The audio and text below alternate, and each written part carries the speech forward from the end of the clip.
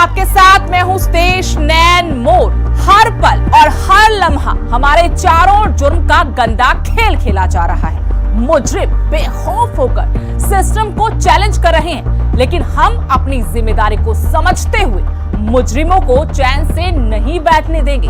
आपको खबरदार करना हमारा फर्ज है, इसलिए हम हर पल जुर्म पर नजर रख रहे हैं। हम कर रहे हैं आपके लिए तफ्तीश।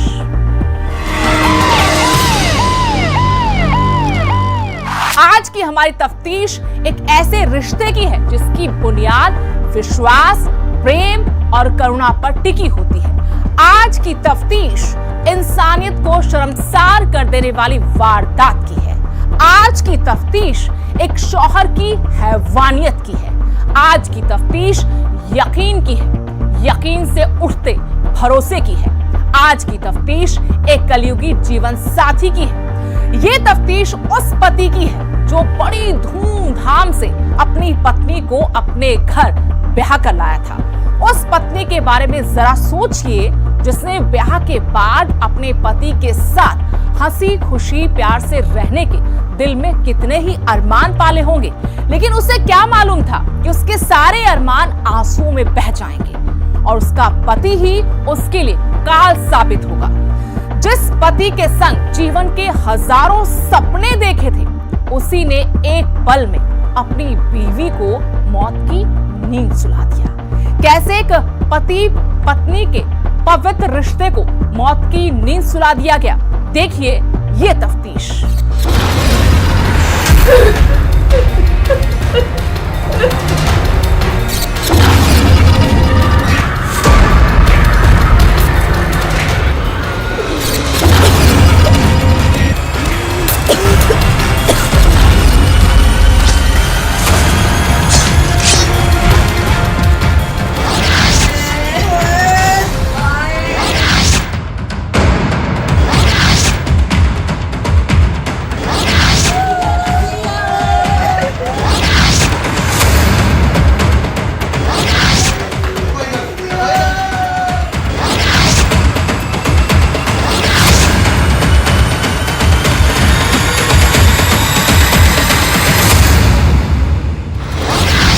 दहेज के लालची पति की कहानी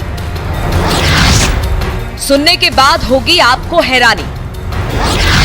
मियां ने किया बीवी का कत्ल, पति ने किया भरोसे का खून। पूरे देश में महिलाओं पर बढ़ते अत्याचार के मामलों में लगातार बढ़ोतरी हो रही है। आए दिन कहीं न कहीं से महिलाओं पर हो रहे अत्याचार की खबर सुनने और देखने को मिल जाती है। देश में महिला सुरक्षा को लेकर सरकारी दावे सिर्फ खोखले ही साबित हो रहे हैं। हर जगह आधी आबादी को अपनी जान और सम्मान के लिए खतरा नजर आता है।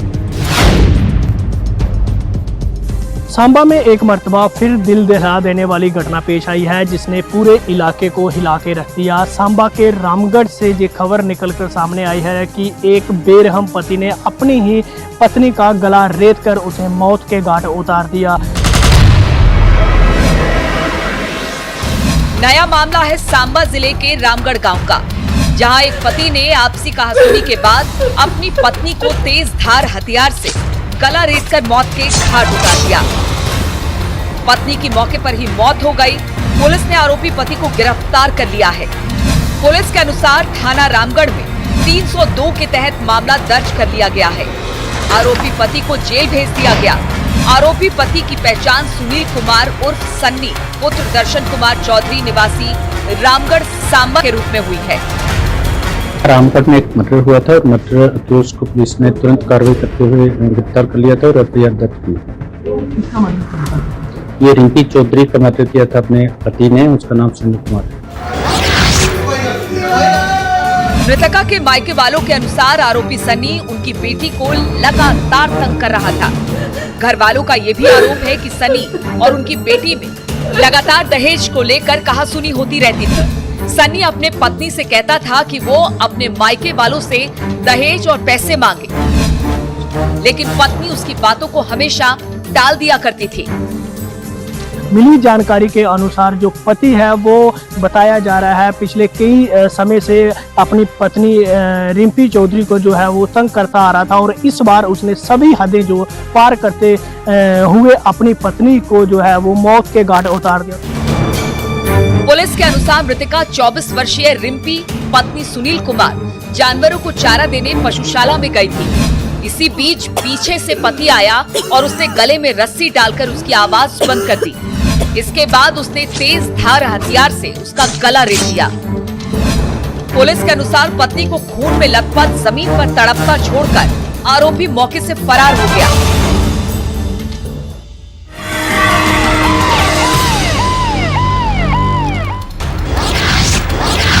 पड़ोसियों के अनुसार पशुशाला के पास कुछ लोगों की दुकानें हैं। इनके पास खड़े लोगों ने जब आरोपी को भागते देखा तो उन्हें कुछ शक हुआ। उन्होंने हल्ला मचाना शुरू कर दिया। उन्होंने पशुशाला के अंदर जाकर देखा तो आरोपी की पत्नी खून में लथपथ पड़ी थी। फौरन महिला के मायके वालों को सूचित कर दिया गया और भाग रहे आरोपी को पकड़ा गया। पुलिस ने तुरंत कार्रवाई कर ली और उसको पकड़ लिया और आगे 12 मैनू दिखने की होश नहीं रही कीते है ये जगह कीते ना 2-3 बार आ कोल ये रस्सा भी आ हाँ क्या इधर पिछे जो साढ़े गेट हैं उधर कंध टप्पया गेट खुला गेट तो बाहर हो गया हाँ तो फिर मेरी मम्मी और उन्हें भी दिखा कोई बेली कोल जंदे तो फिर साड़ी गली का मुड़ा प्या मैं फड़ लिया हाँ अरेस्ट कर लिया हाँ मैं आपे दिखा मौके में। गांव वालों ने ही पुलिस को सूचना दी। पुलिस ने मौके पर पहुंचकर स्थिति का जायजा लिया और शव का पोस्टमार्टम कराया। मौके पर महिला के मायके वाले भी पहुंच गए, जो ससुराल वालों पर दहेज के लिए घरेलू हिंसा का आरोप लगा रहे हैं। महिला का करीब 4 वर्ष पहले विवाह हुआ था। महिला की एक मासूम बेटी भी है। लड़की का बाप जो है बेचारा मजदूर एक फैक्ट्री में सर्विस करता है और छोटा भाई है उसका। बड़ी मुश्किल से गुजर बसर अपनी करते हैं ये लोग और बड़ी मुश्किल से अपनी बेटी के हाथ पीले करके इन्होंने भेजा था। जो भी तिलफुल था बच्ची के नाम का वो इन्हीं के पास था, इसलिए कि उसकी एक छोटी बच्ची है, कल को उसके काम आएगा। मृतका के मायके वालों ने आरोपी पति पर आरोप लगाया कि उनकी बेटी को पहले से तंग किया जा रहा था। रिम्पी के पिता श्यामलाल ने बताया कि दामाद के खिलाफ 4 बार पुलिस थाना रामगढ़ में मामले को दर्ज कराया गया था, लेकिन पहले ऐसा लगा था कि उसके अंदर कुछ सुधार हो जाएगा, लेकिन उसको ना सुधरना था और ना वो सुधरा। मखतूला के पिता श्यामलाल के अनुसार आज उनकी बेटी के साथ ऐसा हुआ तो कल किसी और की बेटी के साथ ऐसी ही हैवानियत हो सकती है। पहला भी 3-4 वारी थाने पर्चे लगे ना कोई ऐसी गल नहीं है तो हूँ तो उन्हें आदि कर छड़ी है फिर करके अभी बंदे किट्ठे करने तो पहले उन्हें गल करता।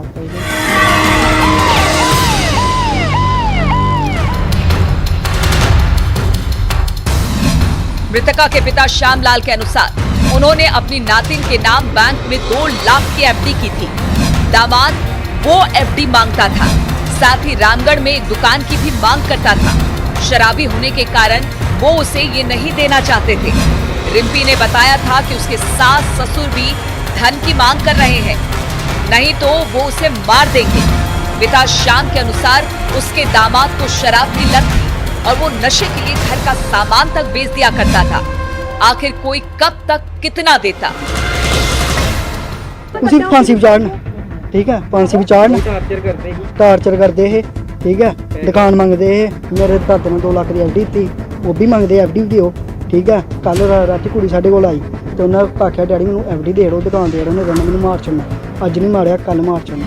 5 रुपये नहीं कमाने, सारा शराबे नशा देता और सारा पिंड जानता। कोई बंदा पिंड देख लो, कोई बंदा दस छोड़ो, उसका काम ही है। जे किसी पक्खा लेता पक्खा बेच छड़िया, जे किसी मोटर खोल ली, इस इलाके के लोग सारे तंग ने, मोटर नहीं छड़ता कोई, सब बेच छड़ता बोल के। मृतका के परिवार वालों के अनुसार बीते 4 दिनों से रिम्पी मायके में थी। एक दिन पहले ही उसे ससुराल छोड़कर आए थे। सोचा था कि कुछ बिरादरी के लोगों को इकट्ठा कर समाधान निकालेंगे, लेकिन हत्यारे ने बेटी का कत्ल कर दिया। रिम्पी के भाई के अनुसार उन्हें किसी ने सूचना दी कि उनकी बहन के घर पर लड़ाई हुई है।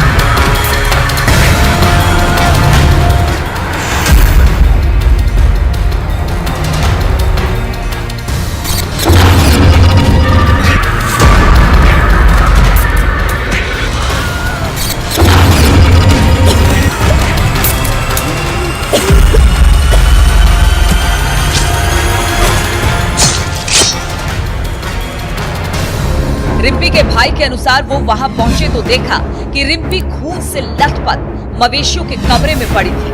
जैसे ही वो उनके निकट पहुंचे तो वो मर चुकी थी। उन्होंने मांग की है कि दोषी को कड़ी से कड़ी सजा दी जाए ताकि दोबारा कोई किसी बेटी की हत्या करने के बारे में 100 बार सोचे। ਅੱਜ ਤਾਂ ਮੇਰੀ ਬੇਟੀ ਨਾਲ ਅੱਜ ਹੋਇਆ, ਕੱਲ ਕਿਸੇ ਹੋਰ ਨਾਲ ਵੀ ਹੋ ਸਕਦਾ ਸਰ। ਇਹ ਤਾਂ ਗਲਤ ਹੈ ਨਾ।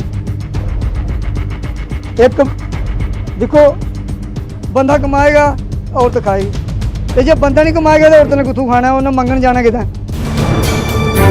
ग्रामीणों के अनुसार आज भी बेटियों को अपनी इज्जत और जान बचाने के लिए जद्दोजहद करनी पड़ रही है। जिस शौहर पर अपनी बीवी की जान बचाने और सुरक्षा देने की जिम्मेदारी होती है, उसी शौहर ने अपनी बीवी को रस्सी से बांधकर जान से मार दे तो उसको क्या कहेंगे। बहुत दर्दनाक ये दुनिया है, क्योंकि यहाँ पे देखा गया कि अभी इतनी बेदर्दी बेरहमी से उसको बांध के रस्से से मार के वो शख्स भाग गया, जिसको बोला जाता है कि जीवन साथी।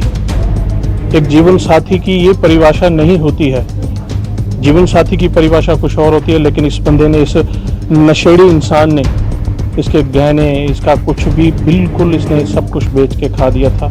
बड़ी बार इनके घर वालों ने, पेरेंट्स ने बड़ी बार कोशिश की कि इनका पैचअप हो जाए और ये अच्छे से अपनी ज़िंदगी बसर करें, लेकिन अंततः ये हुआ कि उसने गला रेत के मार दिया। बहुत बेदर्द इंसान है वो।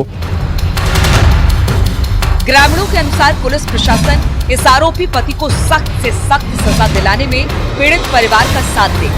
उनका ये भी कहना था कि ऊपर वाले का इंसाफ तो होगा ही, लेकिन प्रशासन भी इसमें इस आरोपी को सख्त सजा दिलाए। आरोपी को सजा ऐसी मिलनी चाहिए जो आने वाली पीढ़ी के लिए एक मिसाल बन सके। कुदरत का कानून तो करेगा ही करेगा, लेकिन ये जो हमारा अपना कानून है, हम इस पे बड़ा भरोसा रखते हैं।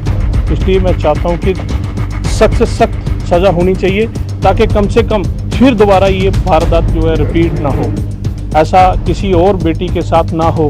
जो आज हुआ है ये घटना छोटी नहीं है, ये जैसे ही आग की तरह फैल गई है इलाके में और सब सुन्न हो गए हैं कि ये इतना बड़ा हादसा जो है वो रामगढ़ में हुआ है, ये कोई छोटी बात नहीं है। लोग आरोपी पति के खिलाफ कड़ी से कड़ी कार्रवाई की मांग कर रहे हैं और पुलिस ने मामला दर्ज करते हुए आरोपी पति के खिलाफ कड़ी कार्रवाई करते हुए उसे सलाखों के पीछे डाल दिया है। न्यूज़ 18 जम्मू कश्मीर के लिए सांबा से मैं। अब बात करते हैं एक ऐसी खबर की जिसमें सुरक्षा बल के एक जवान ने अपनी ही मौत की खतरनाक साजिश रच डाली, लेकिन वो ये भूल गया कि अपराधी क्यों न शातिराना चाल की जितनी भी हदें पार कर दे, मगर कानून का लंबा हाथ अपराधी की गर्दन तक पहुंच ही जाता है। कानून का सिपाही बड़ी आसानी से उस शातिर अपराधी की गर्दन को अपने मजबूत पंजों में दबोच ही लेता है। देखिए अपनी फेक डेथ की नाकाम साजिश रचने वाले की ये तफ्तीश।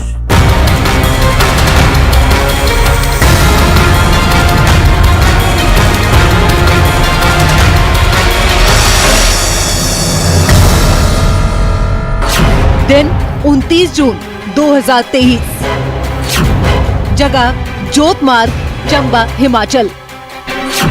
फेक डेथ की रियल मिस्ट्री, जली कार, लाश और कानून के लंबे हाथ। अपनी मौत की लिखी पटकथा, कहानी बिल्कुल फिल्मी है। कहते हैं कि नशा नाश का दूसरा नाम होता है, वो चाहे ड्रग्स का हो या फिर ऑनलाइन गेमिंग का। इस हफ्ते हमने अपनी तफ्तीश के दौरान जिस वाकयात को कवर किया है, उसके तहत हमने पाया है कि कैसे कच्चे धागे में बंधकर काम करने वाले एक फौजी सिपाही को ऑनलाइन गेमिंग का ऐसा चस्का चढ़ा कि उसे ये होश ही नहीं रहा कि कब वो आर्टिफिशियल इंटेलिजेंस का गुलाम बन चुका है। मगर जब उसे होश आया तो उसने अपनी आंखों के आगे अंधेरा पाया, इसलिए क्योंकि उसके अकाउंट से लाखों रुपए उजड़ चुके थे और वो भी उधार के। मगर उसने उस धन को वापस पाने के लिए जो गैर कानूनी तरीके से शैतानी चाल चली, उस चाल ने तो हर एक के होश ही फाख्ता कर दिए। हिमाचल प्रदेश के चंबा में पुलिस के सामने एक ऐसा मामला आया है जिसे सुनकर सभी हैरान हैं। मामला ऐसा है कि जो भी सुन रहा है वह सिर्फ इतना ही कह रहा है कि इंसान अपने स्वार्थ के लिए किस हद तक गिर सकता है। मामला सुरक्षा बल से जुड़े एक जवान का है। आरोप है कि उसने अपनी ही मौत की सनसनीखेज पटकथा लिख डाली, लेकिन वो जवान भूल गया था कि कानून के लंबे हाथ किसी भी अपराधी को नहीं बख्शते। जब इस घटना की सूचना हमें मिली तो एडिशनल साहब ने, मैंने स्पॉट विजिट किया। एफएसएल की टीम को भी हमने बुलाया, उन्होंने भी 2 बार स्पॉट विजिट किया। जब घटना स्थल का हमने निरीक्षण किया तो हमें इस घटना में कुछ चीज़ें संदेहास्पद लगीं, जैसे कि गाड़ी में जो डेड बॉडी के रिमेन्स थे वो हमें पर्याप्त मात्रा में नहीं मिले, जिससे हमें थोड़ा संदेह हुआ। इसके अलावा गाड़ी जिस प्रकार से जली हुई थी, हर तरफ से प्रॉपरली गाड़ी जली हुई थी, जो अक्सर इस तरह की घटनाओं में कम देखने को मिलता है। इसके अलावा गाड़ी की जो नंबर प्लेट थी वो टूट के अलग सुरक्षित गिरी हुई थी और पूरी गाड़ी जल चुकी थी, लेकिन नंबर प्लेट नहीं जली थी। आरोपी जवान अमित राणा कांगड़ा जिले के नूरपुर का रहने वाला है। 28 जून को उसकी गाड़ी चंबा जोत मार्ग पर जली हुई हालत में मिली थी। कार के अंदर शरीर के पूरे अवशेष तो नहीं, लेकिन एक हड्डी जरूर मिली थी। परिजनों ने कार में मिली हड्डी को उसके शरीर का टुकड़ा मानकर अंतिम संस्कार भी कर दिया था। कहा जाता है कि आरोपी अपनी आर्थिक स्थिति से खुश नहीं था। हैरत की बात यह है कि उसकी पत्नी भी पुलिस में काम करती है। 29 जून की मध्यरात्रि को जोत से चंबा की तरफ एक गाड़ी जिसमें एक अमित राणा नाम का व्यक्ति, जिसकी उम्र 32 साल थी और जो मूल रूप से नूरपुर का रहने वाला था और बीएसएफ में पोस्टेड था, उसकी गाड़ी जलने के कारण कथित रूप से मृत्यु हो गई थी। जांच में जुटी पुलिस को शक हो गया था कि वाहन में कोई भी व्यक्ति जला नहीं है।